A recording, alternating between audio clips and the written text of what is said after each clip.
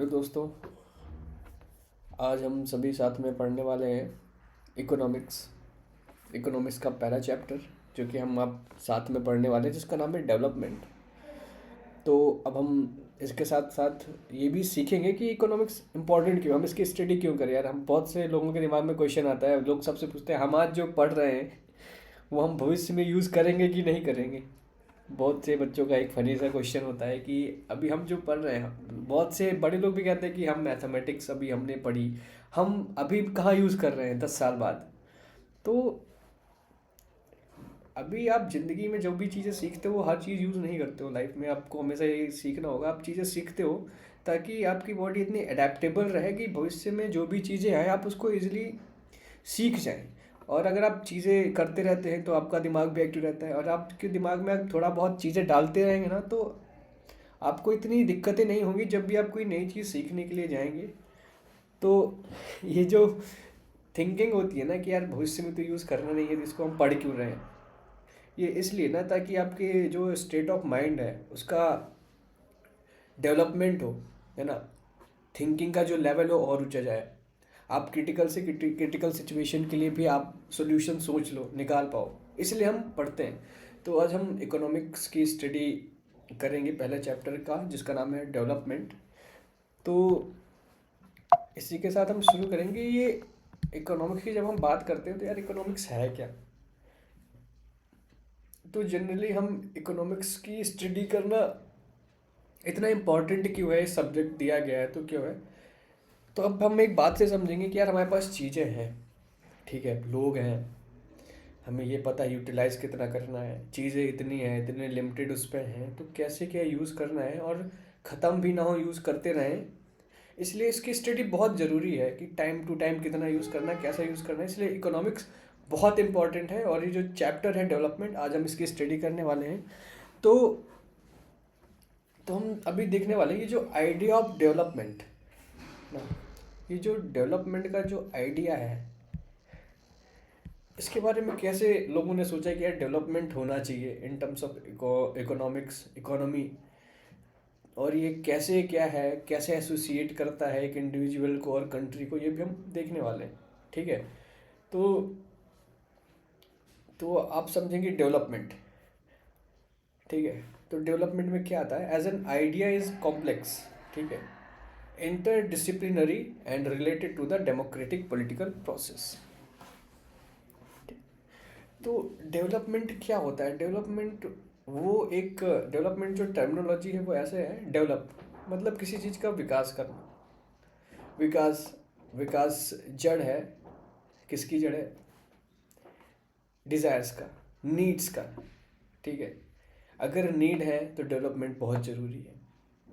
इसलिए ज़रूरी है क्योंकि अभी जो है अगर आप डेवलप नहीं करोगे तो टाइम के साथ आपकी नीड्स बढ़ेंगी, आप उसको सेटिस्फाई नहीं कर पाओगे। इसलिए डेवलपमेंट बहुत ज़रूरी है समय के साथ। तो इंडिविजुअल से कैसे एसोसिएट करती है, कंट्री से कैसे करती है, वो भी हम देखने वाले हैं। तो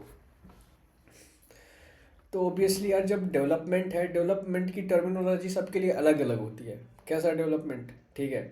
जैसे डेवलपमेंट क्या है, गोल्स के टर्म्स में डिफाइन होता है कि लोगों के गोल्स क्या है, लोग उस गोल्स को डेवलपमेंट समझते हैं। जैसे एक फार्मर है, फार्मर का, फार्मर के जो गोल्स होंगे क्या होंगे, फार्मर्स का क्या गोल होगा, उसके पास एक अच्छा फाइनेंशियल बैकअप हो क्रॉप एग्रीकल्चर के लिए, उसकी अच्छी फसल हो, यू नो, उस फसल की प्रोडक्टिविटी अच्छी हो जिससे वो अच्छा पैसा कमा पाए। ये एक फार्मर के गोल्स होते हैं, ठीक है। और जैसे आप समझो ये एक कॉरपोरेट सेक्टर का पर्सन है, जॉब कर रहा है, इसके गोल्स क्या होंगे, इसके गोल्स होंगे प्रमोशंस, सैलरी हाइक्स, अच्छी सैलरी। तो different persons have different goals, और डिफरेंट गोल्स से ही निकल आते हैं सबके अपने अपने डेवलपमेंट के जो टर्मिनोलॉजी है सबके लिए अलग अलग होती है, और ये एसोसिएट करती है उनके गोल्स क्या है और कैसे हैं। हाँ, तो अब हम जो बात करेंगे, notion for development is different for different, exactly जब हमने पहले बताया कि जो किसान है, एग्रीकल्चर जो करता है, फार्मर है, उसके लिए डेवलपमेंट का टर्मिनोलॉजी अलग होगा, उसके गोल्स अलग होंगे। और जो बिजनेस पर्सन है उसके लिए अलग होंगे। तो in fact at times two person और ग्रुप में seek things which are conflicting, exactly, बिल्कुल। बहुत से ऐसे समय आता है, दो लोग हैं, दोनों को डेवलपमेंट चाहिए, ठीक है, दोनों को मनी चाहिए, तो बहुत सी ऐसी चीज़ें होती हैं जो कॉन्फ्लिक्ट कर जाती हैं। सपोज जैसे एक बिजनेस पर्सन है, अब उसको क्या है, बिजनेस पर्सन उसको पैसा बनाना है, ठीक है, मनी अर्न करनी है, ठीक है, उसको मतलब प्रॉफिट में जाना है। और दूसरा पर्सन है, उसको चीज़ें मतलब बहुत ही अफोर्डेबल प्राइस पे मिल जाए ना, उसका ज़्यादा इन्वेस्टमेंट कम हो। तो पर बिजनेसमैन चीज़ें महंगी बेचेगा, उसको सस्ते में चाहिए। तो यहाँ पे क्या होता है, यहाँ पे कन्फ्लिक्ट की सिचुएशन आ जाती है। तो उसे हम उसकी हम ऐसी ही बात करते हैं कि दो पर्सन्स और ग्रुप्स में कॉन्फ्लिक्ट हो जाते हैं थिंग्स को लेकर। वो डिपेंडेंसी भी कैसे होती है वो भी हम आगे देखने वाले हैं। तो ये जो आप इमेज में देख रहे हो, a demonstration meeting against raising the height of Sardar Sarovar dam on Narmada river. हाँ, अब ये जो लोग हैं वो जब सरदार सरोवर डैम में जो हाइट बढ़ रही थी उसके लिए जो लोग आए, मीटिंग हुई, वो उसकी इमेज है। क्योंकि अगर डैम की हाइट बढ़ती है तो आसपास का रीजन बहुत अफेक्ट करता है। डैम पानी रोकेगा तो ओवर मतलब जितना पानी रोकेगा वहाँ पे वाटर ज़्यादा रहेगा डैम में, वहाँ का वाटर लेवल ज़्यादा हाई होगा। और क्या होगा, ये वाटर कंट्रोल कम करेगा। मतलब वहाँ पे क्या है कि जैसे कहीं पे पानी देना है, फिर डिपेंडेंसी हो जाएगी कि कितना पानी छोड़ना है। तो ये लोगों की सिचुएशन, लोगों को शायद उतना पानी ना मिल पा, लोगों की डिमांड ज़्यादा हो, पर डैम बन जाएगा तो कम पानी मिलेगा, ठीक है। तो यही सब चीज़ें हैं। और सपोज़ ज़्यादा स्पीड में डैम से पानी निकला और आसपास की जो वेजिटेशन है, लोगों के फार्म्स हैं, ख़राब हो गए, गांव में पानी आ गया। तो ये कंसर्न की चीज़ें हैं जो आपस में कॉन्फ्लिक्ट कर जाती हैं। और जो डैम की हाइट बढ़ा रहे हैं, डैम से हाइड्रोइलेक्ट्रिसिटी जनरेट होती है, तो एक के लिए प्रॉफिट का टर्म आता है, दूसरे के लिए आता है रिस्क का टर्म, लॉस का भी टर्मिनोलॉजी इसी से रिलेटेबल हो जाता है। तो इससे कंक्लूजन क्या होता है, इससे कंक्लूजन ये होता है कि इससे ये कंक्लूड होता है कि किसी एक के लिए जो चीज़ प्रॉफिटेबल है वो दूसरे के लिए लॉस का भी रीज़न हो सकती है। तो इस पॉइंट से आप समझेंगे different persons can have different development goals. What may be development for one may not be development for the other. It may even be destructive for the other. Suppose एक area है, वहाँ पे एक industry setup हो रही है। अब industry setup हो रही है तो वहाँ का जो मालिक है वो रिसोर्सेज यूटिलाइज करेगा, ठीक है, यूटिलाइज करेगा, प्रोडक्शन अच्छा करेगा, ट्रांसपोर्ट अच्छा है, वहाँ की एयर अच्छा है। अब सब ये सब चीज़ें जब वो यूटिलाइज कर रहा है तो वो प्रॉफिट कर रहा है खुद का। अब खुद का जब वो प्रॉफिट कर रहा है तो सपोज़ वहाँ पे दूसरे भी फार्मर्स हैं, लोग्स हैं, वो किससे कॉम्प्रोमाइज़ कर रहे हैं, वो कर रहे हैं प्योर वाटर से कॉम्प्रोमाइज़ कर रहे हैं, प्योर एयर से कॉम्प्रोमाइज़ कर रहे हैं, वहाँ की लैंड ख़राब हो रही है पोल्यूशन की वजह से। तो ये चीज़ें, ये स्टेटमेंट का मतलब ये है कि वो तो बिजनेसमैन डेवलपमेंट कर रहा है उसकी टेक्नोलॉजी पे, उसने जो गोल सेटअप कर रहे हैं उस पर। पर जो वहाँ के लोग हैं उनके लिए तो डिस्ट्रक्टिव है ना, उनके लिए पोल्यूटेड एयर मिल रही है, पानी गंदा हो रहा है, लैंड्स ख़राब हो रही हैं, वेजिटेशन डिस्ट्रॉय हो रहा है। तो वही चीज़ है कि डेवलपमेंट गोल्स अलग है सबके लिए, और किसी एक के लिए जो डेवलपमेंट प्रोग्रेस प्रॉफिटेबल दिखता है वो दूसरे के लिए डिस्ट्रक्टिव भी हो सकता है। तो इनकम एंड अदर गोल्स, तो हम इस हेडिंग को समझेंगे। तो गोल्स का मतलब हाई इनकम नहीं होता है, तो हम क्या समझेंगे गोल्स। जैसे गोल्स का टर्म ऐसा है, कुछ के गोल्स अलग होते हैं। जैसे कुछ के गोल्स होते हैं ना कि एक अच्छे पीसफुल जगह पे रहने का, वहाँ पे घास हो, पेड़ पौधे हो, अच्छी हवा मिले, अच्छा पानी मिले। तो इनकम से रिलेटेबल नहीं है। तो ऐसा नहीं है हर गोल इनकम से रिलेटेबल हो, और भी दूसरे रीजंस भी हो सकते हैं, ठीक है। तो जो गोल्स जो इनकम्स के जो अदर देन इनकम है, वो गोल्स क्या है, जैसे लोग अच्छे पानी के लिए, लोगों की लोगों के गोल्स होते हैं, लोग मतलब लोग अच्छी जगह लैंड देखते हैं जहाँ पे ग्रीनरी हो, जहाँ पे पोल्यूशन कम हो, ठीक है। ये सारे जो गोल्स हैं वो क्या है, इनकम से अलग है। तो अभी हम देखेंगे, besides seeking more income one way or the other people also seek things like equal treatment, freedom, security and respect of others. Exactly. तो हर चीज़ का फैक्टर ये नहीं होता कि if the income is good that mean the person's goal are only related to the income. लोग जो दूसरी चीज़ देखते हैं, इक्वल ट्रीटमेंट, भेदभाव ना हो, आज़ादी हो, सुरक्षा हो, और दूसरे की रिस्पेक्ट हो, ये भी गोल्स होते हैं इंसान के कि वो एक रिस्पेक्टेड लाइफ जिए, वो जहाँ पे रह रहा है वहाँ पे सेफ्टी हो, ठीक है, रिस्पेक्ट हो रही हो, उनका वहाँ पे किसी तरह का भेदभाव ना हो रहा हो, ये भी गोल्स में कंसिडर होते हैं। और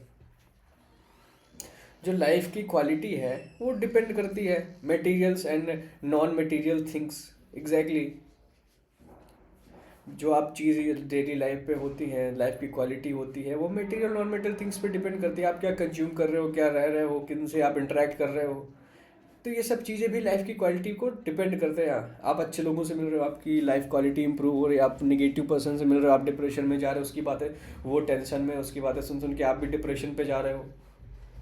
तो वही चीज़ है, क्वालिटी ऑफ लाइफ डिपेंड करता है कि आपकी सराउंडिंग क्या है, उस सराउंडिंग में मटेरियल्स नॉन मटेरियल थिंग्स भी हो सकती हैं। It will be wrong to conclude that what can not be measured is not important. Exactly, बिल्कुल। जैसे बात करते हैं कि आप मेज़र नहीं कर सकते, वो इम्पोर्टेंट नहीं है, बिल्कुल गलत बात है। आप हवा को मेज़र कर सकते हो क्या? इन्वायरमेंट में कितनी हवा है आप मेज़र कर लोगे? पर इम्पोर्टेंट है। आप अभी 10 मिनट सांस ना लो, आपको पता चल जाएगा कितनी इम्पोर्टेंट है। ठीक है। Example,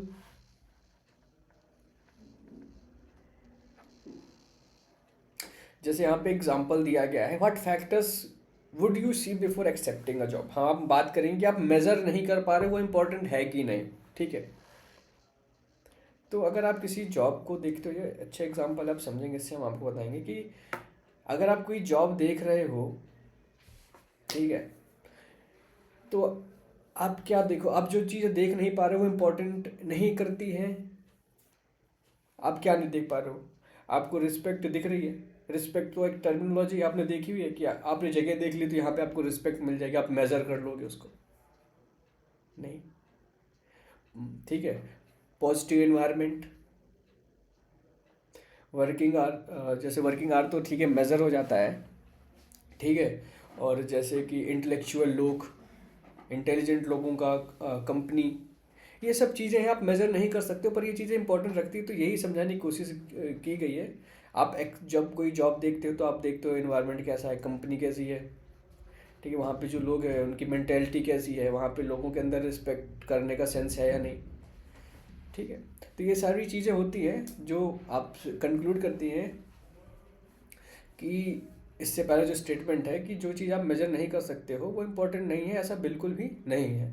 similarly for development people at a mix of goals. Yes, तो डेवलपमेंट के लिए एक ही गोल नेसेसरी नहीं होता है, बहुत सी गोल्स, बहुत से ऐसे गोल्स होते हैं जैसे जो स्टेप बाय स्टेप जुड़ते जाते हैं और एक सिंगल गोल नहीं रह जाते, ये सब मिक्सअप हो जाता है। जैसे आप जैसे आपने आपको ट्वेल्थ करनी है, आपको ग्रेजुएशन करना है, ठीक है, तो आप जब स्टार्टिंग करते हो आपका आपका गोल क्या होता है? आप जैसे आप फिफ्थ में आपने अच्छा परसेंट स्कोर किया, आपका नेक्स्ट गोल होगा सिक्स्थ में उससे अच्छा करो, सेवन्थ में। तो ये सब गोल्स है जो मिक्सअप होके आपको एट द एंड ट्वेल्थ आप जब पास करोगे, पर ऐसा तो है नहीं आपको एक टेंथ, आपने नाइन्थ एट्थ मिस कर दी तो आप ट्वेल्थ कर लोगे, आपको करना पड़ेगा। तो ये फाइनली जो गोल्स होते हैं ना, स्टेप बाय स्टेप ये मिक्स होते हैं for our development as a final result. तो अब हम बात करेंगे नेशनल डेवलपमेंट। ये नेशनल डेवलपमेंट क्या है? Individuals seek different goals. Their notion of national development is also likely to be different. हाँ, तो अब हम समझेंगे यहाँ पे जो लिखा हुआ है कि जो लोगों के गोल्स होते हैं, अगर लोगों के गोल्स हैं अलग हैं तो लोगों की आइडियोलॉजी भी अलग होगी, क्योंकि गोल्स अलग है। और जब गोल्स अलग होंगे ना तो नेशन को रिलेटेड, नेशन के बारे में जो डेवलपमेंट के जो आइडियाज़ होंगे वो भी सबके सेम नहीं होंगे, वो भी अलग होंगे। इन द सेंस कि जैसे जैसे जो यहाँ पे बिजनेसमैन हैं, हो सकता है उनको टैक्स बहुत हाई लगता हो, तो उन्हें लगता है टैक्स कम करना चाहिए, इससे नेशन का डेवलपमेंट होगा। और सपोज दूसरी कंडीशन पे क्या है, दूसरी कंडीशन पे क्या था कि जैसे, हाँ, कि जैसे हमने फार्मर देखा, उसका उसके गोल्स क्या थे? उसके गोल्स ये है कि फार्मर को बहुत सी फैसिलिटी मिले, उनको जो फार्मिंग के लिए चीज़ चाहिए आसानी पे मिले और बहुत ही सस्ते दामों पे मिले। तो वो ये समझेंगे कि अगर ये चीज़ें ऐसी होती हैं तो हमारा देश बहुत विकसित कर रहा है। ठीक है। उनको ये चीज़ें फैसिलिटी बड़े आराम से मिल जा रही हैं, ठीक है, और गवर्नमेंट जो प्रिविलेजेस है वो भी बड़ी आसानी से मिल जा रही हैं, तो वो इस सेंस को कहेंगे कि नेशन डेवलप हो गया है। और नेशनल डेवलपमेंट को, तो similar to development goals, it is very important to keep in mind that different persons could have different as well as conflicting notions of a country's development. हाँ, तो जब लोगों के आइडियाज़ अलग हैं, तो लोगों के गोल्स भी अलग होंगे, गोल्स होंगे तो लोगों का कंट्री के डेवलपमेंट के लिए जो आइडिया होगा वो भी अलग होगा, और जो अलग होगा वो कन्फ्लिक्ट भी करेगा, बिल्कुल करेगा। जैसे लोग, बहुत से लोग होते हैं जो कि जैसे यहाँ पे किसी प्लेस का डेवलप करना है, यहाँ पे इंडस्ट्री सेटअप कर दो। और बहुत से ऐसे लोग होंगे कि इस प्लेस का डेवलपमेंट करना है तो यहाँ पे अच्छे अच्छे पार्क बना दो। तो ये सब कन्फ्लिक्टिंग हो जाते हैं, पर इन द सेंस दोनों ही अच्छे हैं। अच्छे क्या है, मतलब डिपेंड करता है किस जगह पे क्या हो रहा है। तो जैसे एक अच्छी जगह है, वहाँ पे पार्क बनाया जा रहा है, अगर वहीं पे इंडस्ट्री बनाई जा रही है, दोनों से ही मनी का इनकम है, तो पर ये कॉन्फ्लिक्ट करेगा, क्योंकि दोनों के आइडियाज़ डिफरेंट है। एक चाहता है कि जो अच्छी ग्रीनरी है बचा कर लो, दूसरा चाह रहा है कि इससे ज़्यादा प्रॉफिट होगा, हम इससे कॉम्प्रोमाइज़ कर लेंगे ग्रीनरी से। तो इसलिए ये चीज़ें कॉन्फ्लिक्ट कर जाती हैं। तो जब ये कॉन्फ्लिक्ट करते हैं तो कौन सा आइडिया बेस्ट है, हमने इंडस्ट्री का लिया, एक पार्क का लिया, तो हम कैसे डिसाइड करते हैं, और इससे जो क्वेश्चन निकल के आते हैं वो क्या होते हैं, वो क्या होंगे, वो अब हम देखने वाले हैं। तो कैसे कंपेयर करते हैं कंट्री और स्टेट को, हम करते हैं डेवलपमेंट के बेसिस पे, कि उस कंट्री ने इतना डेवलपमेंट किया, उस बेसिस पे हम कंट्रीज़ को कंपेयर करते हैं, ठीक है। तो development means different notions for different people, notions means idea, different ideas for different people.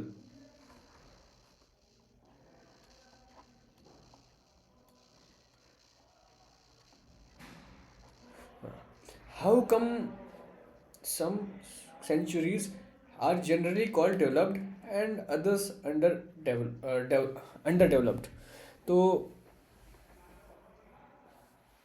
तो हम देखेंगे कि कुछ जो कंट्रीज़ हैं जो डेवलप्ड हैं कहलाती हैं, और जो कुछ अंडर डेवलप्ड कहलाती हैं, वो किस बेसिस पे कहलाई जाती हैं, वो अब हम देखने वाले हैं। तो हम उनका कुछ एग्जांपल लेंगे, ठीक है। जैसे अभी हम बात करते हैं, जैसे चाइना की बात करते हैं। चाइना ने टेक्नोलॉजी में बहुत आगे आगे निकल गए हैं, मतलब उनकी टेक्नोलॉजी बहुत ही नेक्स्ट लेवल की है। जैसे अमेरिका का जो B2 बॉम्बर है, चाइना ने भी ऐसा बनाया हुआ है, पर उनका बजट बहुत ज़्यादा है, अमेरिका पर उसका बहुत कम है। तो आप लगा सकते हैं चाइना ने जैसे खुद का एक सन बना रखा है। तो ऐसी बहुत सी चीज़ें हैं जिसमें दिखता है कि चाइना ने बहुत डेवलपमेंट कर रखा है, ठीक है। और जैसे बहुत सी ऐसी कंट्रीज़ हैं जहाँ पे अभी भी लोगों को सही से, मतलब ऐसी पॉलिसीज़ नहीं है, गवर्नमेंट खाना प्रोवाइड नहीं कर पा रहा है, शेल्टर्स ऐसे प्रोवाइड नहीं कर पा रहा है। जैसे जो आपने पुअर कंट्री का नाम सुना होगा, नाइजीरिया, उसे मतलब one of the poorest countries में गिना जाता है, क्योंकि वहाँ पे लोगों के लिए इतनी फैसिलिटीज़ नहीं है। तो खाने पीने की, बिजनेस की बहुत सी ऐसी जो है प्रिविलेजेस या फिर फैसिलिटीज़ हैं जो वहाँ पे नहीं है, जिससे लोग सफ़र कर रहे हैं। मतलब लोगों को प्रॉपर एक जो बेसिक नीड्स हैं वो वहाँ पे फुलफ़िल नहीं हो पा रही, इसलिए हम उसे अंडर डेवलप्ड कंसिडर कर लेते हैं, ठीक है। तो हम ये जो कंपेयर करते हैं वो हम एक ही बेसिस पे नहीं करते, हम ओवरऑल सब देख के बेसिस करते, ओवरऑल सब जो ये सब चीज़ें हैं उन सबको देख के एनालाइज करके फिर कंक्लूड करते हैं कि किस कंट्रीज़ का डेवलपमेंट है या कौन सी कंट्री अंडर डेवलप्ड है। यूजुअली वी टेक वन और more important characteristics of persons and compare them on the based of these characters.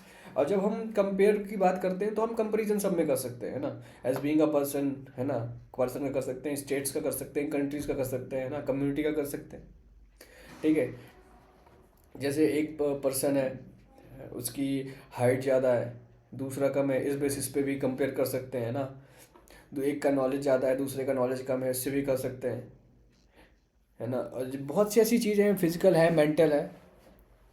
तो ये सब चीज़ें देखने के बाद बहुत सी चीज़ें ली जाती हैं कंसिडरेशन में, जिसके बाद हम कंक्लूड करते हैं कि कौन सी चीज़ बेटर है, बेस्ट है, या फिर कौन सी कंट्री या स्टेट और कम्युनिटी डेवलप्ड है या अंडर डेवलप्ड है।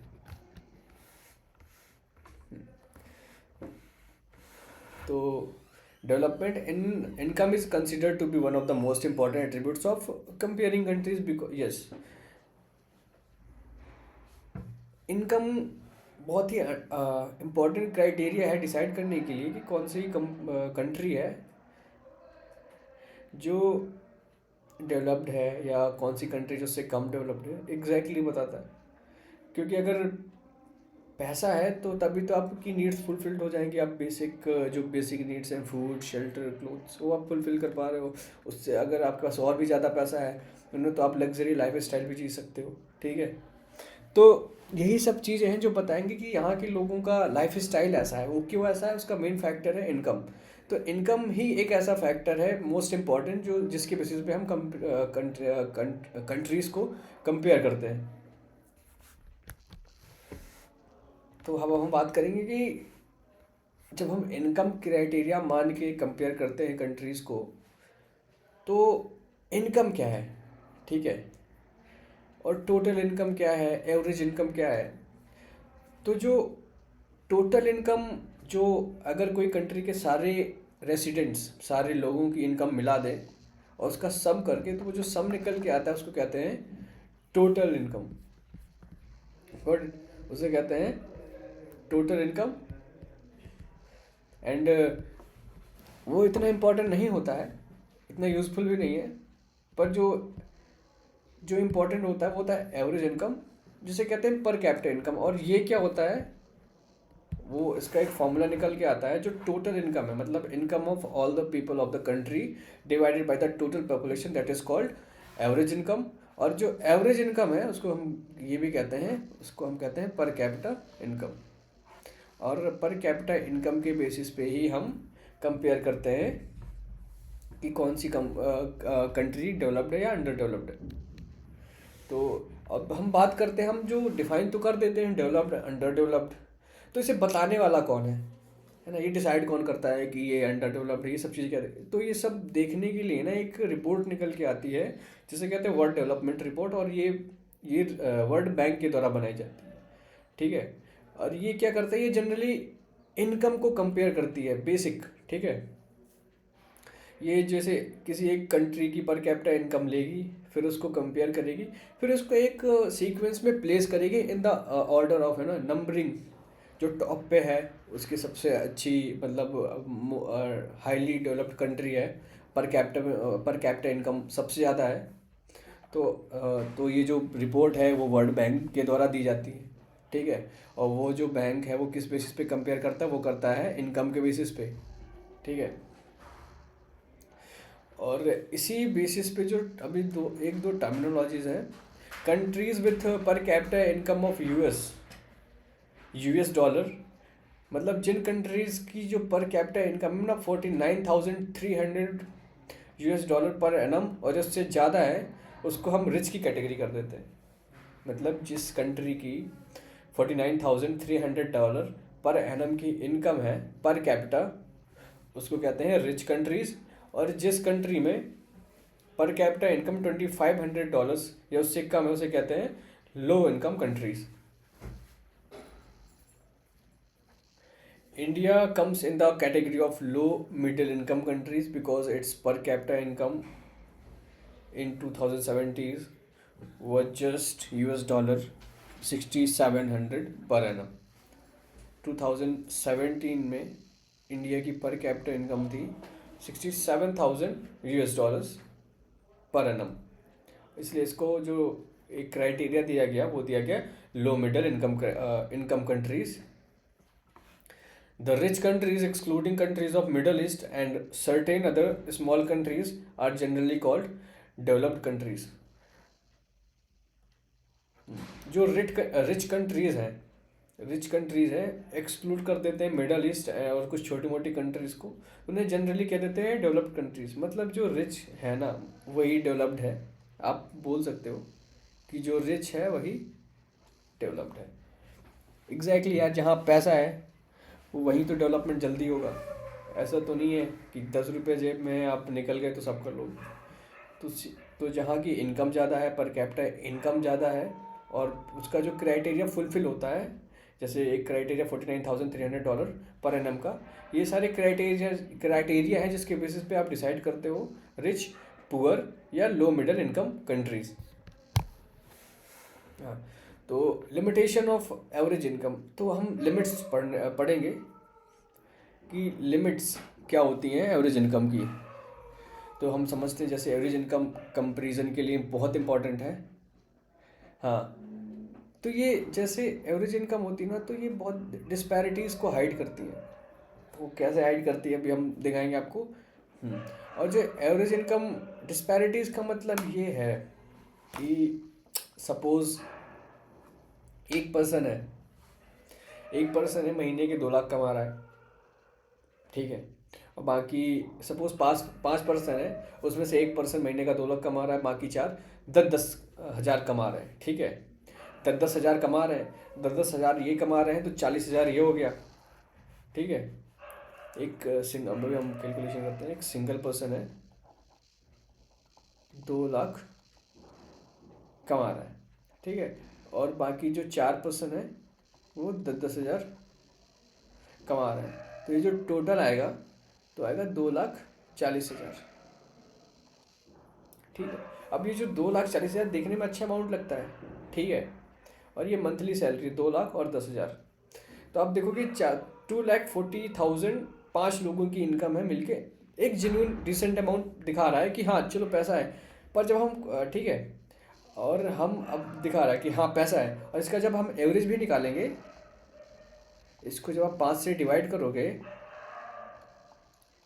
तो ये 48,000 समथिंग आ जाएगा, ठीक है।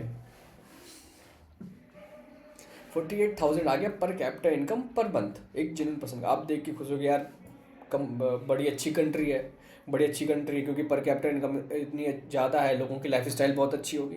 ऐसा बिल्कुल नहीं। आप ऐसा समझो कि ये जो 10,000 कमा रहा है ना यार, वो तो 10,000 कमा रहा है, उसकी लाइफ स्टाइल क्या होगी। जो 2 लाख कमा रहा है उसकी तो बहुत बेस्ट से बेस्ट होगी। आप देखो कि जो 2 चेयर है, 4 लोगों के लिए 2 चेयर है, और यहाँ पे 4 लोगों के लिए एक चेयर है।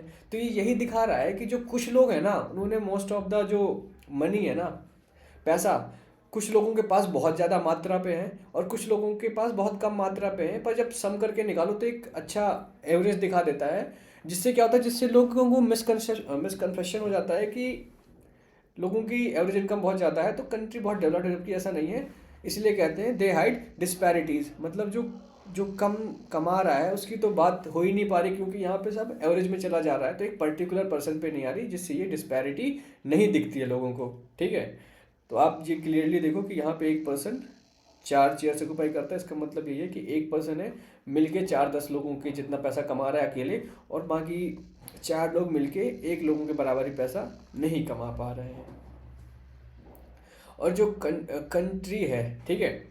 अब ये समझो, ये जो एग्जांपल आप देख रहे हो ना, ये तब की कंडीशन है, जो डिस्पैरिटी तब हाइड करती है जब रिच और पुअर दोनों होते हैं।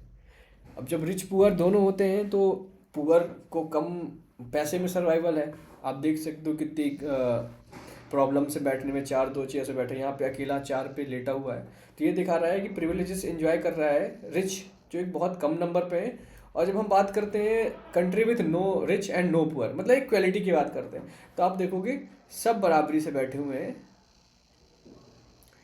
ये रिजेंबल कर रहा है कि परफेक्टली बैलेंस्ड है, जो दिखा रहा है वही ऐसा है। मतलब यहाँ पे बैठे हुए सब लोगों की इनकम है सपोज 1 लाख, ठीक है। सबकी पर पर्सन इनकम है 1 लाख, पर ये पर्सन सपोज 2 लाख कमा रहा है और ये सब 10,000। This is called country which have rich and poor, and country which have only rich और ओनली पुअर, और no rich and no poor. No rich and no poor की कंडीशन ये है, सबके पास इक्वल अमाउंट ऑफ मनी है। जो resemblance हो रही है एवरेज 48,000 पर मंथ, वो इसमें से हर पर्सन के पास में है। और इस कंडीशन पे majority of the stake of money is occupied by a single person, and the rest of the people person are surviving in very less amount. तो अब हम कुछ डेटा देखेंगे इकोनॉमिक सर्वे का, income criteria and other criteria. We found that people not only think of better income but also have goals such as security, respect for others and equal treatment, freedom etc. in mind. Exactly, पैसा ही सब कुछ नहीं होता है, आपने बात सुनी होगी। शांति भी चीज़ होती है, रिस्पेक्ट भी बहुत बड़ी चीज़ होती है। अगर आप किसी कंपनी में काम कर रहे हो, आपको 2 लाख का महीना दे रहा है, आपके मुंह पे बेइज्जती कर रहा है, आपको उल्टा सीधा बोल रहा है, रिस्पेक्ट नहीं है, आप कुछ कर नहीं सकते हो अपने मन से, आप कुछ बोल नहीं सकते हो, तो आप प्रेफर नहीं करोगे। आप जनरली कहोगे 2 लाख छोड़ के मैं मैं 1 लाख या 1.5 लाख की जॉब कर लूँगा, क्योंकि आप क्या देख रहे हो, आप फ्रीडम देख रहे हो, इक्वल ट्रीटमेंट देख रहे हो, रिस्पेक्ट देख रहे हो। तो ये सारे फैक्टर्स भी होते हैं जो कंसिडरेशन में लिए जाते हैं और लोगों के कंसिडरेशन में रहते ही, आप कह सकते हो। तो एक इकोनॉमिक सर्वे का हम देखेंगे डेटा, जो ये दिखाता है 2017-18 में जो पर कैपिटा इनकम थी, मतलब एक पर हेड इनकम, मतलब हर एक सिंगल पर्सन की जो इनकम होगी एवरेज निकल के जो भी है, हरियाणा की है 2,03,340, केरला की है 1,84,000 एंड बिहार 38,631। तो इससे आप क्या समझते हो? हरियाणा की अगर इतनी इनकम है 2,03,340, तो क्या समझते हो इसका? ये अगर ये मतलब इतनी ज़्यादा इनकम है, तो ऑब्वियसली मुझे लगता है कि या फिर वहाँ पे सबके पास पैसा है, क्योंकि इतना गैप क्रिएट तो नहीं होता है पर कैपिटल इनकम, मतलब सबके पास है, डिसेंट अमाउंट ऑफ मनी है, लाइफ स्टाइल अच्छी है। केरला 1,84,000, ये भी डिसेंट है। पर आप जब बिहार पे देखते हो 38,631, और आप कंसिडर करो सेकेंड ऑप्शन आप जो देख रहे हो, country country with rich and poor, तो आप रिलेट कर पाओगे जो बिहार का दिख रहा है ना, तो आप समझ पाओगे country with rich and poor से ज़्यादा रिलेट करता है। ठीक है, ज़्यादा रिलेट करता है। क्यों करता है? क्योंकि इतना कम इनकम है, एवरेज बहुत ज़्यादा है। या फिर अगर सब कमा रहे होते, सबके पास इनकम सोर्स अच्छा होता है, इनकम अच्छी होती, तो ये अमाउंट काफ़ी ज़्यादा होता है, बेटर होता है as compare to Haryana and Kerala. But ये बहुत कम है। तो इसका मतलब यही है कि यहाँ पे वहाँ पे सब इतने ही गरीब हैं, या फिर ऐसा है कि कोई कोई वहाँ पे बहुत ज़्यादा अमीर है और मोस्ट ऑफ द पॉपुलेशन बहुत गरीब है।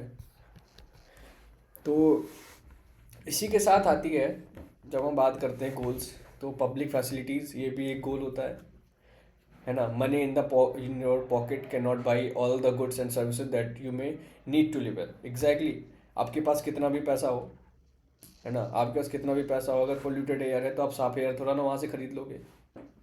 तो आप सीख करोगे कि कहाँ पे मिलेगी, आप बाई नहीं कर सकते हो। जैसे आप एक अच्छा क्लीन एंड ड्रिंकिंग वाटर, ठीक है, अब तो बिस्लरी का एग्जांपल नहीं है, पर आप जैसे जाओगे ना, तो आप जब आप घर लेते हो तो आप देखते हो कि वहाँ का पानी कैसा है, वहाँ का इन्वायरमेंट कैसा है, वहाँ का पोल्यूशन लेवल कैसा है, कितना पोल्यूशन है, कितना सब है ना, ट्रैफिक कंडीशंस कैसी हैं। तो ये सारी चीज़ें हैं जो आप बाई नहीं कर सकते हो, आपको सीख करना, आपको देखना पड़ता है। क्या देखना? For example pollution free environment, है ना, ये एग्जाम्पल्स हैं, जैसे pollution free environment, protection from infectious disease. Exactly, आप कभी ऐसे रीजन पे नहीं जाना चाहोगे जो बहुत ही वल्नरेबल हो डिसीजेस के लिए, इन्फेक्शंस के लिए। लाइक आप ऐसे रीजन पे हो जहाँ पे केमिकल फैक्ट्रीज बहुत पास में हो, केमिकल्स निकलते हैं, तो आप ये सब चीज़ें बहुत कंसिडरेशन पे लेते हो। हाँ, और सिग्निफिकेंस ऑफ पब्लिक फैसिलिटीज़, तो ये बहुत ज़रूरी है। For many of the important things in life, the best way, also the cheapest way is to provide these goods and services collectively. Exactly. तो तो best way of life, things in the best way, और जो cheapest way, it is to provide these goods and services collectively. Exactly, जैसे government है, वो आपको road transport facility provide करती है ना, रेलवेज, रोडवेज। और जैसे गवर्नमेंट का है, आपको सेफ्टी रहे, आप पब्लिक में फ्रीली घूम पाओ, क्राइम कंट्रोल करने के लिए, है ना, क्राइम कम करने के लिए, है ना, मैनेज करने के लिए, क्राउड के लिए security in form of police, वो भी प्रोवाइड करती है। तो ये सारी फैसिलिटीज़ हैं जिसका इंपॉर्टेंस है। अगर पुलिस नहीं होगी तो क्राइम्स होंगे, आप सेफली कहीं घूम फिर नहीं पाओगे। ट्रांसपोर्टेशन ट्रांसपोर्टेशन नहीं होगा तो आप मोबिलिटी बहुत कम हो जाएगी, जिससे अगर आप बिजनेसमैन हो तो आपका बिजनेस बहुत अफेक्ट होगा, है ना, लोगों का मूवमेंट बहुत कम होगा, तो लोगों का इंटरेक्शन भी बहुत कम होगा। तो ये सब चीज़ें हैं, बहुत चीज़ें अफेक्ट होती हैं। और यही सब चीज़ें हैं इनकी सिग्निफिकेंस, मतलब बहुत सी चीज़ें हैं ऐसी, जैसे सिक्योरिटी, ट्रांसपोर्ट, जो आपकी लाइफ में वैल्यू ऐड करता है बहुत से टर्म्स में। For example, Kerala has a low infant mortality rate because it has adequate provision for basic health and education facilities. Exactly, Kerala Kerala का लिटरेसी रेट इंडिया में सबसे हाई, आप जानते होंगे, है ना, almost I guess 95% of the people are literate in Kerala.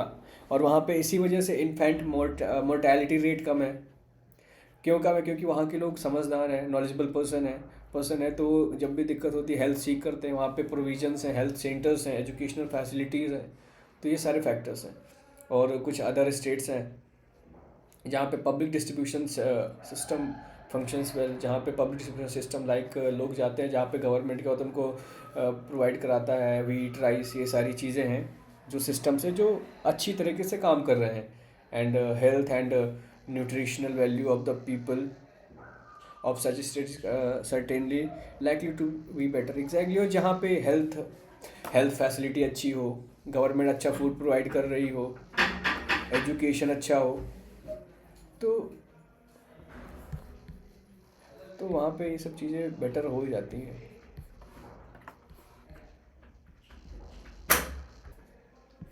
तो हाँ, हम जैसे बात कर रहे थे कि ऑब्वियसली जहाँ पे फूड फैसिलिटी है ना, गवर्नमेंट फैसिलिटीज़ की बात कर रहा हूँ, जहाँ पे गवर्नमेंट फूड फैसिलिटी है ना, गवर्नमेंट हेल्थ फैसिलिटी, गवर्नमेंट या फिर एजुकेशनल फैसिलिटी, सारी फैसिलिटीज़ अच्छी प्रोवाइडेड होती है ना अच्छे तरीके में, तो वहाँ का वेलफेयर हो ही जाता है एट द एंड। क्योंकि ये सारी फैसिलिटी बेसिक नीड्स हैं एक ह्यूमन सर्वाइवल के लिए, तो अच्छे से काम करती हैं और बहुत अच्छा कंट्रीब्यूट भी करती हैं ह्यूमन लाइफ में भी। और जब ह्यूमन लाइफ अच्छी है ना, पीपल्स लाइफ अच्छी है, तो ऑब्वियसली कंट्री की लाइफ तो इम्प्रूव हो ही जाती है। तो अब हम पढ़ने वाले हैं। हाँ, तो अब हम पढ़ने वाले हैं बीएमआई। आपने बहुत सुना होगा बीएमआई, तो इसे कहते हैं बॉडी मास इंडेक्स। ठीक है। और ये एक ऐसा नंबर होता है, ये एक फॉर्मूले पर डिपेंड करता है, और उस फॉर्मूले से एक ऐसा नंबर निकल के आता है जो आपको बताता है कि आप नरिज्ड हो, अंडर नरिज्ड हो या ओवर नरिज्ड हो। ये सब चीज़ें बता देती हैं ये चीज़ें। तो अब हम देखेंगे कि बीएमआई कैसे कैलकुलेट करते हैं, वो भी हम देखने वाले हैं। तो उसका जो सिंपल सा फॉर्मूला होता है वो ऐसे होता है कि जो बीएमआई होता है it's equal to weight in KG and height in metre square. इससे हम करते हैं बीएमआई कैलकुलेट। तो अगर बीएमआई, और इसके क्राइटेरियाज भी हैं, इससे क्राइटेरिया ऐसे हैं कि अगर बीएमआई 18 से कम है तो आप अंडर नरिज्ड हो, 25 से ज़्यादा है तो ओवर नरिज्ड हो, और इन दोनों के जो बीच 18 से 25 के बीच में अगर आपका बीएमआई है तो आप नरिज्ड हो। और growing childrens are not evaluated on body mass index. और इसका एक एक्सेप्शन है कि ग्रोइंग चिल्ड्रन को इवेल्युएट नहीं करते हैं ऑन बॉडी मास इंडेक्स में, क्योंकि उनकी हाइट बहुत जल्दी बढ़ती रहती है एक एज पे, तो उस पर नहीं करते हम। तो हाँ, अब जैसे हम सोचते हैं कि जैसे कंट्री है डेवलप हो रही है, तो इनकम क्राइटेरिया है, तो उसी के साथ देखा था ह्यूमन डेवलपमेंट रिपोर्ट। ठीक है। तो ये क्या है इसके बारे में भी देखेंगे। तो an adequate measure on the level of development, then what is the other criterion, health, education, standard of living और also some important factors. Human development report जैसे हमने बात करी, कहीं कहीं स्टेट्स में क्या है, केरला में इन्फेंट मोर्टेलिटी रेट इतना कम क्यों है, क्योंकि वहाँ पे गुड प्रोविजंस हैं, हेल्थ फैसिलिटीज़ हैं, है ना, good provisions for the health, for the education, है ना। बहुत सी जगह ऐसी हैं जहाँ पे गवर्नमेंट के ना पब्लिक डिस्ट्रीब्यूशन सिस्टम पीडीएस अच्छे से काम कर रहा है, लोगों तक जो गवर्नमेंट से द्वारा जो भी भेजा जाता है वो अच्छा मिल पा रहा है। और एजुकेशन फैसिलिटीज़ और ट्रांसपोर्ट सिस्टम, ये सारी चीज़ें हैं ना, ह्यूमन डेवलपमेंट को बहुत अफेक्ट करती हैं, अच्छे लेवल पे भी करती हैं, और अगर नहीं है तो बुरे लेवल पे भी करती हैं। तो ये चीज़ें बहुत ज़रूरी है ह्यूमन डेवलपमेंट के लिए। Health, education and standard of living बहुत इंपॉर्टेंट है, और इन्हीं सब चीज़ों को ध्यान में रखते हुए इसे एनालाइज करके ही निकलती है हमारी ह्यूमन डेवलपमेंट रिपोर्ट। ठीक है। तो अब जब ह्यूमन डेवलपमेंट रिपोर्ट निकलती है तो इससे ये भी पता चल जाता है कि किस कंट्री में कंडीशंस क्या है ना, पर वहाँ की पीपल की सिचुएशन कैसी है, वो कैसे सफ़र कर रहे हैं। तो उसी के लिए एक प्रोग्राम बना, उसे कहते हैं UNDP, United Nation Development programmes, जो जनरली काम करता है ह्यूमन डेवलपमेंट रिपोर्ट को देख के, कि उसे पता चलता है कि उसको कहाँ पे क्या काम करना है। तो ये कंपेयर करता है कंपनीज, जो कंट्रीज़ हैं, किसके बेसिस पे, ये जो हाँ यूनाइटेड नेशन डेवलपमेंट प्रोग्राम है, ये कंट्रीज़ को कंपेयर करता है वहाँ के जो लोगों की हेल्थ है उसके बेसिस पे, और वहाँ के लोगों की इनकम कितनी है उस बेसिस पे ये कंपेयर करता है। और ये सब कंपेयर करने के बाद वो एक रिपोर्ट निकालता है जिसको कहते हैं HDI, ह्यूमन डेवलपमेंट इंडेक्स। हाँ, वर्ल्ड बैंक निकालता है ना, कंपेयर करता है इनकम क्राइटेरिया बेसिस पे, तो वो एक रिपोर्ट निकालता है, वर्ल्ड बैंक रिपोर्ट जिसे कहते हैं। और ये UNDP, United Nation Development programme, ये हेल्थ को और पर कैपिटा इनकम देख के एक रिपोर्ट निकालता है जिसे कहते हैं ह्यूमन डेवलपमेंट इंडेक्स। ये अब डाटा है, हम डाटा पे ध्यान देंगे। तो ये इंडिया के नेबर्स का डाटा है। जैसे इंडिया का जो नेबर है श्रीलंका है, इंडिया इंडिया के बारे में भी देखेंगे, म्यांमार है, पाकिस्तान है, नेपाल है, बांग्लादेश, इनका आप डेटा देखेंगे। ये डेटा है 2019 का, ठीक है। जो gross national income GNI per capita Sri Lanka का था 12,707, इंडिया का 6,681, म्यांमार का 4,961, एंड पाकिस्तान 5,005, नेपाल 3,457, एंड बांग्लादेश 4,976। अब यहाँ पे ये सब देखने के बाद अब लाइफ एक्सपेक्टेंसी देखो, सबसे ज़्यादा लोग श्रीलंका के जी रहे हैं और सबसे कम म्यांमार के, ठीक है। और इसमें the mean years of schooling of people aged 25 and above, उनका मीन है जो 25 से ऊपर और ज़्यादा है स्कूलिंग के, तो सबसे कम है, सबसे कम आप देखोगे ये है म्यांमार का, और सबसे ज़्यादा है श्रीलंका का। और आप देखोगे रैंकिंग, सबसे अच्छी किसकी रैंकिंग है ह्यूमन डेवलपमेंट इंडेक्स में, मतलब श्रीलंका के लोगों की 2018 में काफ़ी अच्छी ह्यूमन हेल्थ बहुत अच्छी थी, पीपल हेल्थ, तो इसलिए उसकी रैंकिंग 73 पे है। इंडिया की सेकेंड नंबर पे है, और सबसे लास्ट पे है म्यांमार। तो एक क्वेश्चन आता है, do you think there are certain other aspects that should be considered in measuring human development? Human development measure करने के लिए बहुत से एस्पेक्ट्स हो सकते हैं। हेल्थ हो सकता है, इनकम हो सकता है, और भी बहुत सी चीज़ें हो सकती हैं। जैसे आप सोसाइटी सोसाइटी बहुत अच्छा रोल प्ले करती है एक ह्यूमन के डेवलपमेंट पे। तो ये बहुत सी चीज़ें और भी चीज़ें निकल के आएंगी, आप देखोगे तो फाइनली अफेक्ट करती हैं ह्यूमन डेवलपमेंट पे। और sustainability of development is what is sustainable development. तो हमने सस्टेनेबल का ज्योग्राफी में एक मीनिंग पढ़ा। सस्टेनेबल का मतलब ये होता है कि जो भी चीज़ें आपके पास हैं आप उसका यूज़ कर रहे हो, अच्छे से यूज़ कर रहे हो, अपनी नीड्स को सेटिस्फाई कर रहे हो, पर आप उस तरीके में कर रहे हो ना कि उसको आप कुछ भी हार्म नहीं पहुंचा रहे हो आप जिसका यूज़ कर रहे हो। और यूज़ करते करते आप जो यूज़ कर रहे हो वो दूसरे को हैंड ओवर भी कर रहे हो अच्छे तरीके से, जिस तरीके से आपको मिला था। तो हम सस्टेनेबिलिटी ऑफ डेवलपमेंट की बात करते हैं, ठीक है। अब जब डेवलपमेंट होता है तो रिसोर्सेज का कंजप्शन भी होगा, है ना। हमने जैसे अभी आप मोटर बाइक पे घूमते हो, कार्स घूमते हो, तो उसके लिए फ्यूल लगता है, वो होता है पेट्रोल डीजल। ये कहाँ से आता है? ये रिसोर्सेज से आता है ना। ये ज़मीन के नीचे से निकलता है। आपने सुने होंगे वेल्स, है ना, तेल के कुएं। तो ये ज़मीन से निकलता है। ये तब बनते हैं जब हज़ारों साल नीचे दबे हुए फॉसिल्स जो निकलता है उसी से ये फ्यूल बनता है। सपोज़ कहीं पे एक सुनामी आई, पेड़ पौधे नीचे दब गए, मिट्टी के हज़ारों साल तक दबे रहे, तो वहाँ पे गैसेस बनती हैं, फ्यूल्स बनते हैं, तो उन्हीं को हम एक्सट्रैक्ट करते हैं नीचे से और यूज़ करते हैं। तो ऐसा तो है नहीं, ये इसको बनने में हज़ारों साल लगते हैं, तो ऐसा है नहीं कि हम कभी भी यूज़ कर सकते हैं और कभी बना सकते हैं। तो ये एक रिसोर्स है जिसका हम यूज़ करते हैं अपनी नीड्स के लिए। अब यूज़ कर रहे हैं तो ख़त्म भी होगा, अनलिमिटेड तो है नहीं, तो ये डिप्लेशन की तरफ भी जाता है। तो डिप्लेशन की तरफ ना जाए तो हम ऐसे तरीके ढूंढते हैं जिससे हम यूज़ भी कर लें और ये ख़त्म भी ना हो और आगे वाली जनरेशन भी इसका यूज़ करती रहे। इसे कहते हैं सस्टेनेबल। हाँ, जैसे अभी हम बात करेंगे example one, that is ground water India. आप क्या समझते हो हमारे पास? आप समझते हो कि अर्थ में 1/3 ऑफ द लैंड है, बाकी पानी है। पानी है, अब क्या आप पानी है तो क्या आप सारा पानी पी जाओगे? आप समुद्र देखते हो तो क्या समुद्र का पानी पी सकते हो? नहीं। आप वही पानी पी सकते हो जो पीने लायक हो। समुद्र में इतना सॉल्ट कंटेंट ज़्यादा है, आप पानी नहीं पी सकते हो। तो ऐसे ही हम जब बात करते हैं ना कि जब ग्राउंड वाटर की, तो ये बहुत ही लिमिटेड अमाउंट में होता है ग्राउंड वाटर, जिसको हम कंजप्शन के लिए यूज़ कर सकते हैं, ठीक है। और ओवर यूज़ इसका भी, वाटर भी एक रिसोर्स है क्योंकि ये हमारी नीड्स हैं, बेसिक नीड्स हैं, जिसके बिना हम कुछ नहीं कर सकते। ना हम खाना बना सकते हैं, ना पीने के लिए भी पानी यूज़ होता है, आप प्यासे मर जाओगे। तो ये भी एक रिसोर्स है।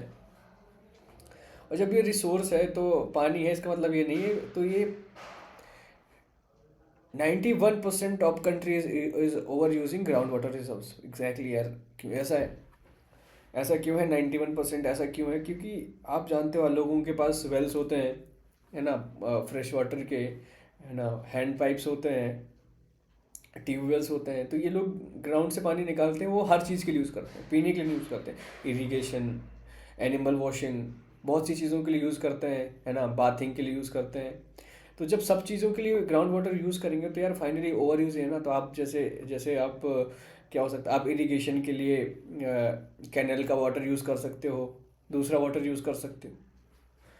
तो वही सब चीज़ें हैं कि why ground water is over use, क्योंकि हम हर उस चीज़ के लिए ग्राउंड वाटर यूज़ कर रहे हैं जिसके लिए सब्सटीट्यूट्स है यूज़ करने के लिए। ठीक है। Can there be development without over use? Yes, development बिल्कुल हो सकता है बिना ओवर यूज़ के। आप जैसे वाटर सप्लाई बनाओ अच्छे से, जहाँ पे जो पानी है पीने के लिए यूज़ नहीं हो सकता है, बस वो यूज़ हो सकता है एनिमल क्लीनिंग के लिए, है ना, इरिगेशन के लिए। तो बिल्कुल हो सकता है, आप पाइपलाइन डाल सकते हो। तो बिल्कुल डेवलपमेंट हो सकता है बिना किसी रिसोर्स का ओवर यूज़ किए बिना। उसके लिए हम सोच सकते हैं, आइडिया निकाल सकते हैं। और always remember there is always a choice, है ना। तो इस चीज़ को हमेशा ध्यान में रख के आगे काम किया जा सकता है।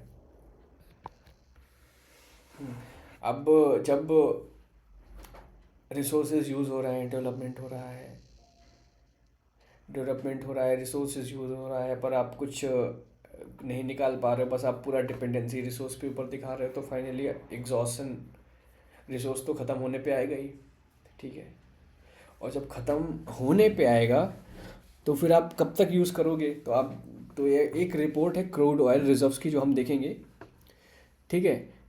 मिडल ईस्ट 2017, 2017 की रिपोर्ट है। जो कंट्री है मिडल ईस्ट, उसके पास 808,000 मिलियन बैरल्स का रिज़र्व है क्रूड ऑयल का।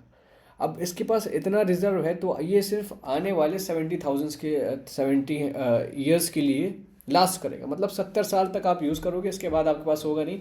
तो आपने जितने भी व्हीकल्स हैं जिसमें ये यूज़ होता है इंजन से, वो सारे वेस्ट हो जाएंगे।